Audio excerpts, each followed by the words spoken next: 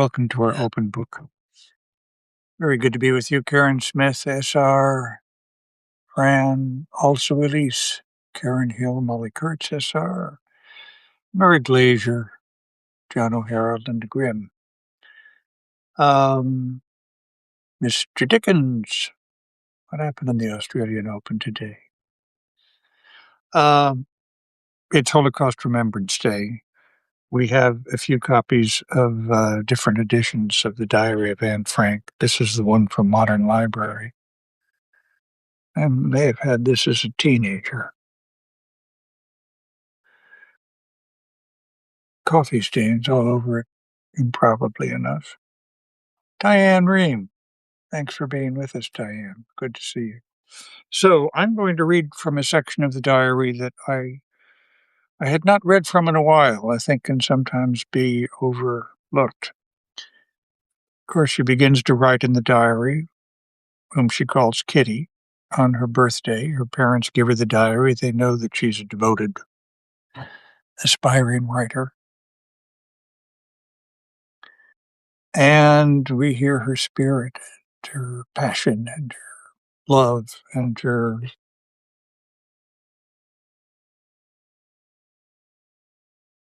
deft qualities as a writer, eye for detail. In this section that's relatively early. And we must never forget, obviously, these unthinkable details. Wednesday, 8 July 1942. Dear Kitty, she called her diary Kitty. Years seems to have passed between Sunday and now. So much has happened, it is just as if the whole world had turned upside down.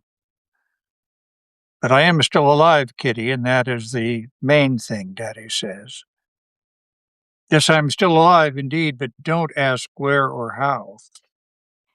You wouldn't understand a word, so I will begin by telling you what happened on Sunday afternoon. Around 3 o'clock, someone rang the front doorbell. I was lying lazily reading a book on the veranda in the sunshine, so I didn't hear it. A bit later, Margot, her older sister, appeared in the kitchen door looking very excited. The SS have sent a call-up notice for Daddy, she whispered. Mummy is going to see Mr. Van Daan. Van Daan is a friend who works with Daddy in the business. It was a great shock to me, a call-up. Everyone knows what that means. Concentration camps and lonely cells. Of course he won't go, declared Margot while we waited together. Mummy has gone to the Van Daans to discuss whether we should move into our hiding place tomorrow. The Van Daans are going with us, so we shall be 7 in all.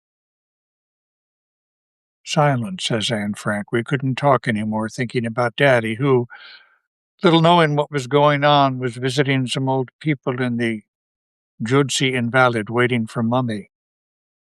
The heat and suspense all made us very overawed and silent. Suddenly the doorbell rang. That's Harry, a friend. I said, don't open the door. Margot held me back, but it was not necessary. As we heard Mummy and Mr. Van Daan downstairs talking to Harry, then they came in and closed the door behind them. Each time the bell went, Margot or I had to creep softly down to see if it was Daddy, not opening the door to anyone else. Margot and I were sent out of the room. Van Daan wanted to talk to Mummy alone. When we were alone together in our bedroom, Margot told me that the call-up was not for Daddy, but for her. I was more frightened than ever, and he began to cry. And began to cry. Margot is 16. They really take girls that age alone, but thank goodness she won't go. Mummy said so herself. That must be what Daddy meant when he talked about going into hiding. Into hiding? Where would we go? In a town or the country, a house or a cottage? When? How? Where? These were questions I was not allowed to ask, but I couldn't get them out of my mind. Margot and I began to pack some of our most vital belongings into a school satchel.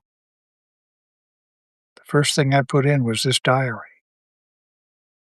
Then hair curlers, handkerchiefs, school books, a comb, old letters. I put in the craziest things with the idea that we were going into hiding, but I'm not sorry. Memories ignored me, the dresses. My God. At 5 o'clock, Daddy finally arrived, and we phoned Mr. Kupfis to ask if he could come round in the evening. Van Dam went and fetched Meep. Meep, of course, Meep guys. They're good friend. Meep has been in the business with Daddy since 1933 and becomes a close friend. Likewise, her brand new husband, Hank.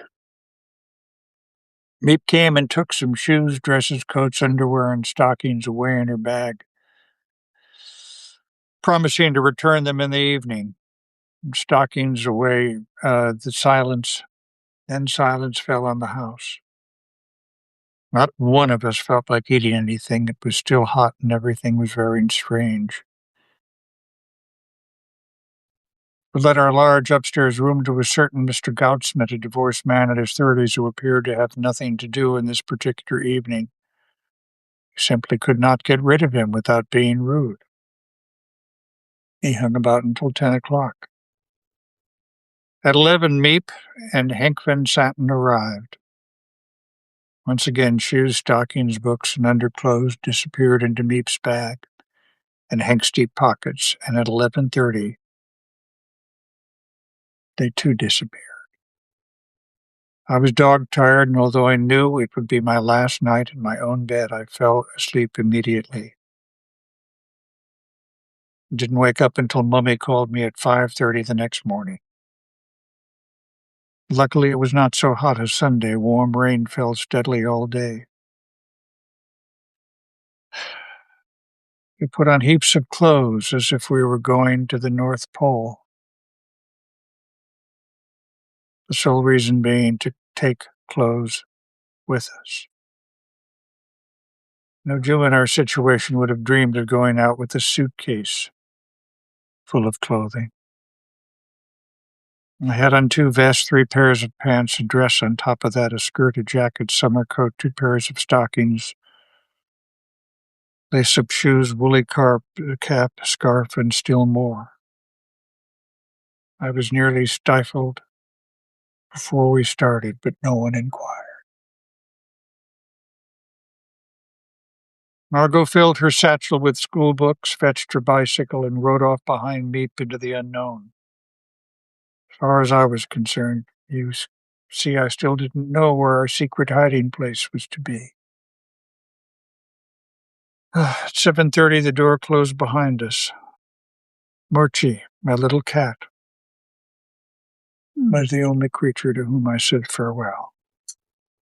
She would have a good home with the neighbors. This was all written in a letter addressed to Mr. Goatsmith. There was 1 pound of meat in the kitchen for Moochie, breakfast things lying on the table, strip beds, all giving the impression that we left helter-skelter. But we didn't care about impressions. We wanted only to get away. Continued tomorrow.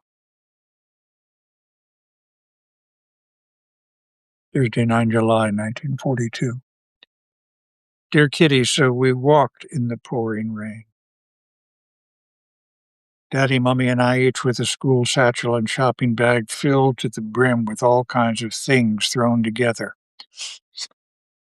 We got sympathetic looks from people on their way to work. You could see by their faces how sorry they were they couldn't offer us a lift. The gaudy yellow star spoke for itself.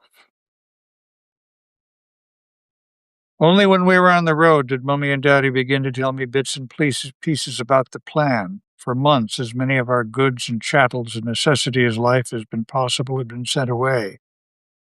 They were sufficiently ready for us to have gone into hiding on our own accord on July 16. The plan had to be speeded up 10 days because of the call-up, so our quarters would not be so well organized. We had to make the best of it. The hiding place itself would be in the building where Daddy had his office. It would be hard for outsiders to understand, but I shall explain that later on. Daddy didn't have many people working for him. Mr. Krahler, Knorfus, Miep, and Ellie Vosen, a 23-year-old typist who all knew of our arrival. Mr. Vosen, Ellie's father, and two boys worked in the warehouse. They had not been told. There was a large warehouse on the ground floor which used to be used as a store. The front door to the house is next to the warehouse door, and inside the front door is a second doorway, which leads to the staircase. There is another door at the top of the stairs with a frosted glass window which has office written in black letters across it. Very big, very light, and very full. Ellie, Miep, and Mr. Kufius worked there in the day. A small dark room containing the safe or wardrobe and a large cupboard leads to a small, somewhat dark second office. In Krahler's office, a large, long passage goes past the coal stove, up 4 steps leading to the showroom of the whole building, the private office. Dark, dignified furniture, linoleum and carpets, radio, smart lamp. Next door, there's a kitchen with a hot water faucet and a gas stove. Next door, the WC. Wooden staircase leads from the downstairs passage to the next floor. There is a small landing at top.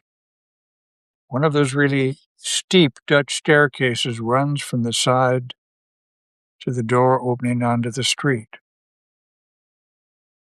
The right-hand door leads to our secret annex. No one would ever guess that there would be so many rooms hidden behind that plain gray door. There's a little step in front of the door, and then you are inside. There is a steep staircase immediately opposite the entrance. On the left, a tiny passage brings you to a room which was to become the Frank family's bed and sitting room. Next door, a smaller room, study and bedroom for the 2 young ladies of the family. On the right, a little room without windows containing the wash basin and a small WC compartment, with another door leading to Margot's and my room. To go up the next flight of stairs and open the door, you're simply amazed there could be such a big, light room in such an old house by the canal.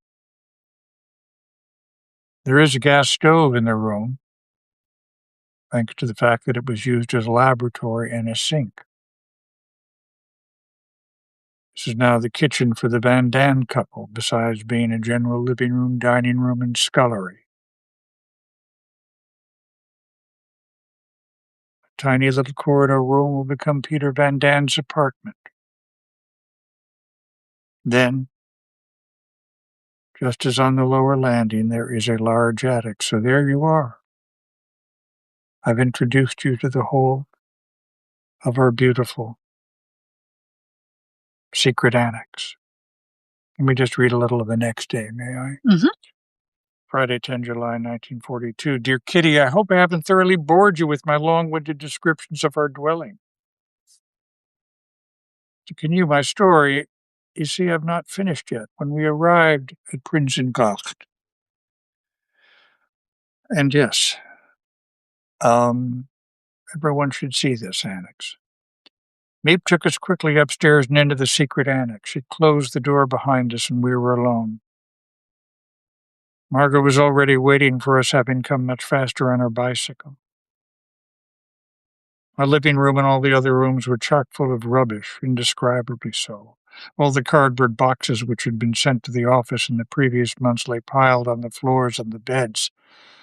The little room was filled to the ceiling with bedclothes. We had to start cleaning immediately if we wished to sleep in decent beds that night. Mummy and Margot were not in a fit state to take part. They were tired and lay down on their beds. They were miserable. And lots more besides.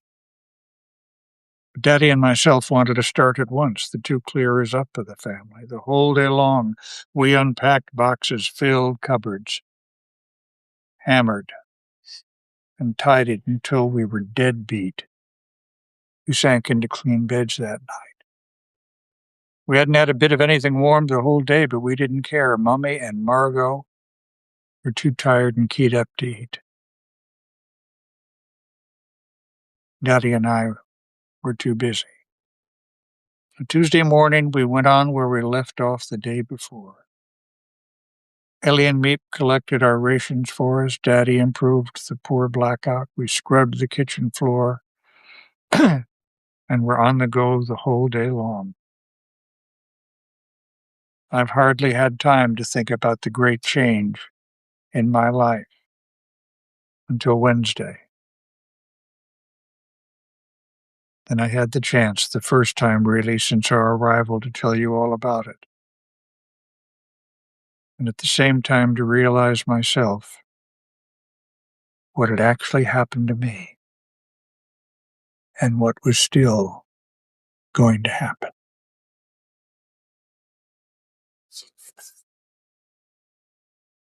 Wow.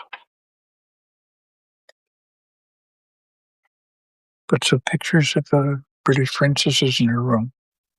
Remember? Yes, you still have the postcard. I still have the I postcard. think it's in your office. That's right. So, of course, the Diary of Anne Frank. And we read it today on Holocaust Remembrance Day. So,